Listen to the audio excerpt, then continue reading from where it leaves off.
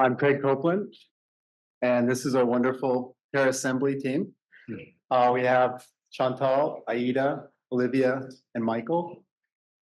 And a little bit of a departure from a lot of the other presentations you've been seeing. But that departure has happened over time. But first of all, wanted to, as everybody's appropriately doing, thank so many people, so many organizations, first and foremost, ACAW in general, but Boston Valley Terracotta, University of Buffalo, and who's not on here, Carnegie Mellon University, and two of our partners for the design, which is on the lighting side, Salix and One Lux Studio. And then specifically, John, Nick, Andy, Andrew, Omar, Greg, and all of you guys. So we've been using terracotta really more consciously in the last 20 years on our high performance facades. And even on this project, we wanted Boston Valley to be involved. It went to a different company. I'm not going to say their name, but Boston Valley was always on our minds. And what's interesting with this collage of images is a lot of these projects coincidentally had a lot of outdoor space. As you see here, this terrace that we were involved with. And that is kind of a hint towards where we're going with this. So this project, we were successful to get Boston Valley to be a part of. This is the Central in Midtown Manhattan. This too had the terracotta as part of an integrated high performance facade. And we had a lot of opportunities, again, with the terrace and some of the outdoor spaces that we really did not capitalize. And then this was another project that we did not get with, we ended up designing this and building it, but with a different terracotta company. But Boston Valley was fundamental in helping us develop the shape of these ribbons that wrap around the building and a very prominent part of the design. And then importantly, when we were pretty far along in the project and the construction was almost complete, the client realized that there was an opportunity to create a terrace space and asked us to come up with a design. We thought of the fact that it was going to have a lot of planting. We wanted to raise the planting to increase the ability for trees and more substantial landscape, and thought about the tradition of terracotta as a vessel, and taking it one step further, maybe that vessel could become something that is not just a vessel or container, but also seats and lighting. And that's what led to this idea of creating these benches in terracotta as an extension of the facade. Now, in this particular case, if you looked at it and scrutinized, you'll see that it's actually precast. And that's because, unfortunately, for this particular project, there wasn't enough time because Boston Valley was actually busy on ACAW at that time, and the client wanted this by the end of September. So John Krause actually said, listen, we've already established and come up with some interesting ideas. What if you brought that to ACAW? What if you took this idea of bringing the terracotta and extending the architecture off of the facade into the landscape and bring that to ACAW? So that's what led to our design in 2022. And hopefully you guys got a chance to see this. It was near where we were when we were at the factory. And it was set up to be a modular system. So we took it one step further. It wasn't so tuned to a specific project, but really we were trying to understand a couple of things about the terracotta. And because we were pulling it away from the facade, we really saw the opportunity to delve into some of the other methodologies that Boston Valley is particularly adept at, and in this case, with the slip cast system. And so this is how all of our pieces arrived that year. And with the help of John Krause, I think in about, 15 minutes, we were able to assemble all of the pieces. But over the course of the week, everybody, a number of the participants came by and we shuffled them around and put them in different configurations. Now, when we were working on this, we had made decisions because there was limited time. We realized we would not have time to develop the lighting, the integrated lighting that was a big part of it. We also did not develop any kind of integrated planting.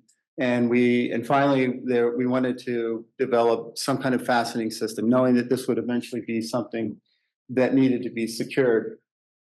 So that led to this year, which is really the question of how can we take this further, continue with the idea of the modularity, get the integration of lighting, integration of planters, try an alternate glazing, only because it's so fun to work with Andy in particular, and then connecting and securing the modules. So with that, I'd like to hand it over to different members of the team to kind of go through each of the components and kind of the methodology of what got us to the workshop and through the workshop. In our sort of this year, we thought that to begin with, it would make sense to take a step back and to look at design strategies that could basically improve the modularity of what was previously proposed. And within that, understand not only how these come together, but also understand the influence that, for example, the different methodologies of fabrication, in this case, extrusion or slip cast, could affect the design and form of the bench. So you can see here, for example, here, this is more of a scenario in which the actual formwork is made through extrusion. And here, another more of those examples. But you can also start to look at other approaches. We start to look at other approaches such as patterns and understand how patterns can sort of add a bit more depth to the surface, and in turn create a texture that can eventually be playful with light and shadow. So this is what we saw just a few slides ago, and this is how it turned out to be. And eventually, if it's not clear, we ended up sticking with slip class to produce our bench. Would you like to touch up on that there? Just very briefly, I mean, these are the different aspects that we were looking at: the shape, the planter, the texture, the lighting, the connections, and the aggregations. And this was really taking advantage of that 2-month period that all of you guys as well, got to work on, where we had those weekly meetings with Andy and Andrew and Mick, and really quite thankful for all the feedback. But very, very fluid conversation that led to a number of these details. Okay, so then essentially just looking a little bit back at the previous final iteration, we start to look at what are the sort of refinements that we could do for the overall design and form of it. And we started to consider not only just the grooves that you see, for example, and the notches that you see there that, correct me if I'm wrong, Greg, but those had to do with not only the effects of glazing, but also some sort of drainage when, for example, as it sits in exterior spaces.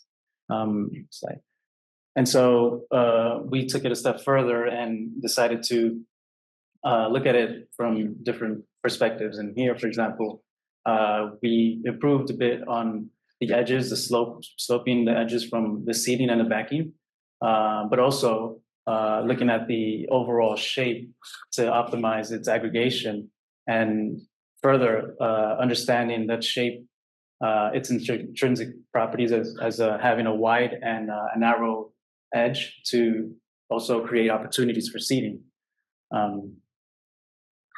And then we started to look into what was previously proposed, also this underside arch, but also given it more feasibility within the formwork, we widened the base, and that in turn sort of created this sort of arch that in our sort of understanding had a reference to and sort of inspiration on this late architect Eero Saarinen and his design for the St. Louis Arch.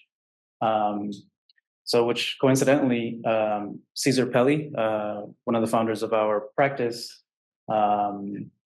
worked at his office when he was a young designer. So we kind of felt that that was a really nice connection to that historical form, and we wanted to continue with that in the design. So one of the other things that we wanted to develop was the planter. It's not seen here, but we developed an attachment system where we're hoping that ultimately not only the planter could be connected, but also the back could be connected. So we truly have interchangeability between all types of benches, the smaller, the wider, and it could really be applicable to any application. But we also, sorry, double word. But I did want to note that in the process of making these for ACAW, we ultimately went with a full back for the slip cast, just for ease of production. But Andrew really pushed us to create a separate planter, which led us to the understanding that we need to create more space to attach. And it started to get us into the headspace of how would we do this in the future. We create a wider opening instead of having metal rods. How else would we attach it? And there's something about going in the future that we would have an insert that could click into place, whether it be metal or it be rubber, or we try to bring terracotta in with other materials to really hone this in, really make it so they can be manipulated and changed and interchangeable throughout.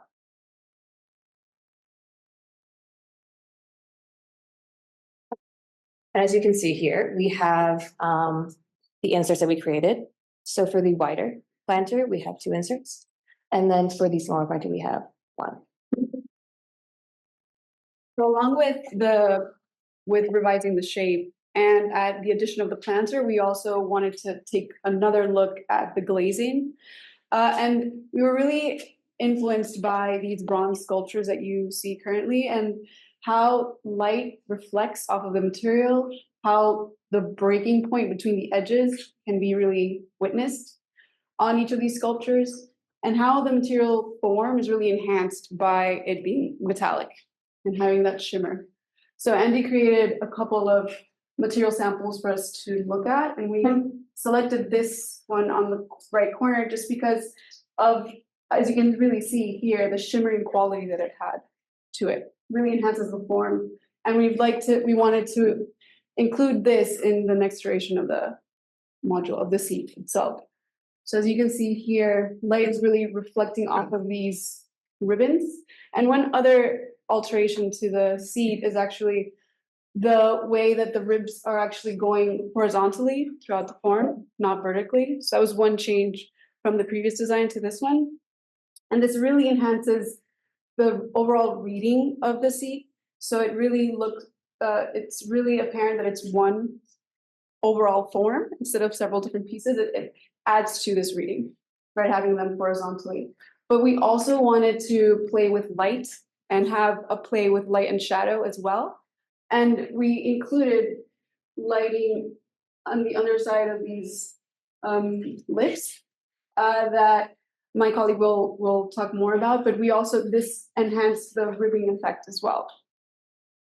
It adds like a nice gradient effect to the overall form. Right, so part of this years aspect was we really wanted to integrate lighting. Part of it was trying to design how to get the light in there and also hide all the optics that are underneath. Currently what we're showing and what's out there is a battery powered light, but we would hope if it's a more permanent structure that it would have the actual, optics that are developed with our lighting consultants. However, right now we did show a operable light and I'll show you how it works soon. Just so you can see, we did have to take these outside just so we can capture the light in situ. And also for our connections, we really had to think about all these different aspects coming together. So starting with the light fixture, we did have, this hidden cavity where you can put the light fixture, but also you needed to create a connection where you can hide all the drivers and stuff like that inside. We did take advantage of, the access holes that were created just to air out the clay to prevent cracking when firing, which helped us move it around. However, we also did develop an underneath access panel to help us get in there, but also we imagine if it was more in a permanent place that you would be able to, one, have these access holes at the bottom of it so you can attach it to the ground structure. And we also developed connection holes on the sides where you can connect the pieces together actually. And on the top of what Olivia was insinuating to was the planter is disconnected currently. We also had the back disconnected previously, but we were only limited to 12 pieces for ACAW. So we connected the backs, but we challenged ourselves with the planter. And so that's where the 3D insert comes in so we can hide the hole for the for the planter to seat connection.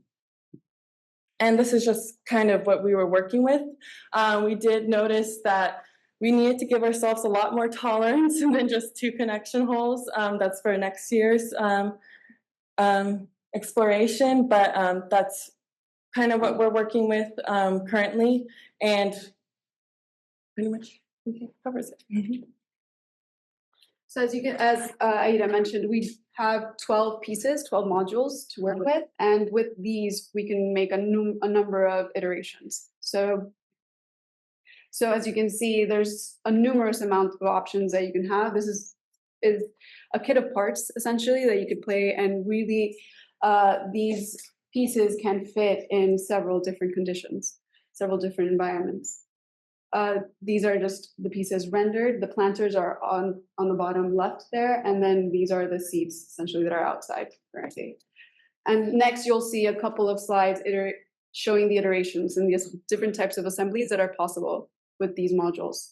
So this is sort of this circular condition where you could see it in sort of a university setting or a planting. This is sort of inversing these seats, which creates a very interesting dynamic type of seating. These are very long horizontal seating where you can have planting on one side, the long backs on the other, and you can have this seating as well. And what's interesting about the next slide is that you can have the same type of seating, but just with a sinuous sort of curve, just by relocating the modules themselves.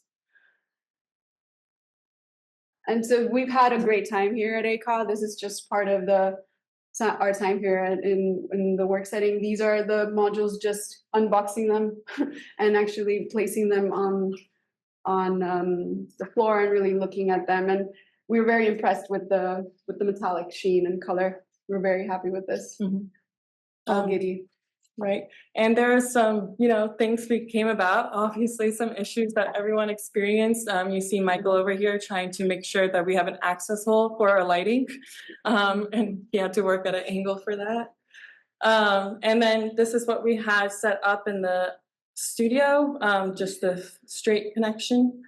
And then this is us working at night, secretly trying to place everything outside. And you come up with these aggregations. As you can tell, we've had a lot of fun with these modules. And in the next few slides, you'll see a couple of GIFs that we've also created just to enhance that these modules can really add to their environment, and they really create and add to the space and really we're trying to create place here with these modules. And we can imagine them in different contexts and settings, rooftops, outside. They're quite durable and heavy. And so we can see them in all different types of weather conditions as well. And so that is Terra. Thank you. Thank you.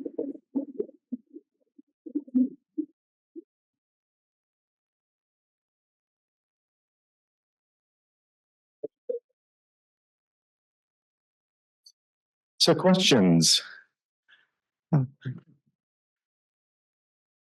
Hi, thank you for the great presentation. My question has to do with the modules and disability accessibility. Have you considered the possibility of designing maybe in the future an extra optional module or two, one that could provide wheelchair access and integration into the system, and the other one that has some kind of a handhold that allows those who don't need a wheelchair but who have mobility issues and need something to hold on to get up and down, to have something to hold on to get up and down?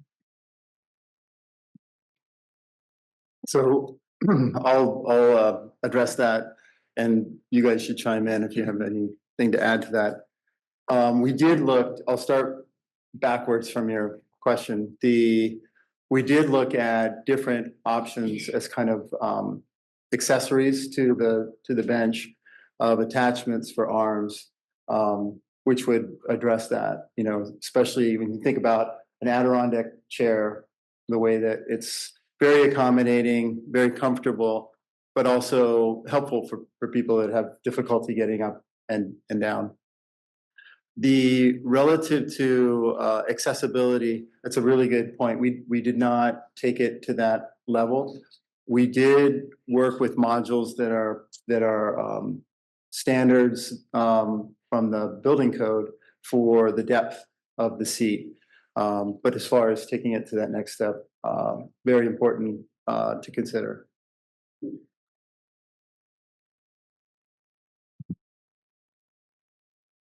I absolutely love these. Really looking forward to going out and sitting on them. About 10 years ago, a colleague and I developed a range of furniture from terracotta. Before I was a terracotta specialist, I was a furniture designer for a brief while, so it became like an obvious thing to do. And we tried really hard to sell them to the industry. And one of I think the biggest objection was durability. Everybody thought they would break in the frost, or they would chip, or they would smash. And I genuinely don't think that's a problem, especially as these are likely to be used in presumably not vandal-prone areas. They're going to be nice roof terraces or nice campuses or whatever. But I think we kind of gave up pushing it because it was. We were busy doing other things, I think, as much as anything. But do you plan to commercialize this? Because I think it could be really successful. I think if you can overcome those misconceptions, I think it'd be a really successful product. Yeah, I think it's a really helpful insight. For sure, it's been something that's been brought up. I'm separate from this project. I'm working on lighting with those two companies that are the lighting, Salux and One Lux, and we're in fact looking at porcelain lights. So we went through the same thing. And if you think about a public toilet, if there's not a better example of durability than a public toilet, I think that maybe that becomes a selling point, and you have a toilet next to the bench. Yeah, I mean, and they're heavy, right? So it has to be the right application. I think it might be something that it could be an institution. Maybe it's an area that's semi-public, not completely public. I don't know. It would be a long term to get a city, for instance, that tend to be very conservative to adopt it, but maybe a corporate campus or maybe even a university we were, while we were setting it up, there were a lot of people asking us, how many more of these are gonna be set up? And we didn't have the heart to say, well.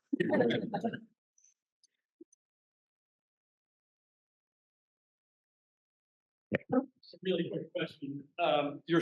Your second iteration looks a lot more comfortable to sit on than the first one, without the corduroy finish or the corrugations. Did you find that to be the case? Me personally, yes. I mean, also we changed, we added curves to it. So yes, definitely. That was part of it, the ergonomics. We were selective about the different, talking about the different iterations that emerged, but that was definitely a factor. So there was one question from the chat. The slip casting process, was the mold stationary or did it need to be rotated to support in any way similar to a rotomolding plastic? Maybe somebody from Boston Valley can reveal the secret.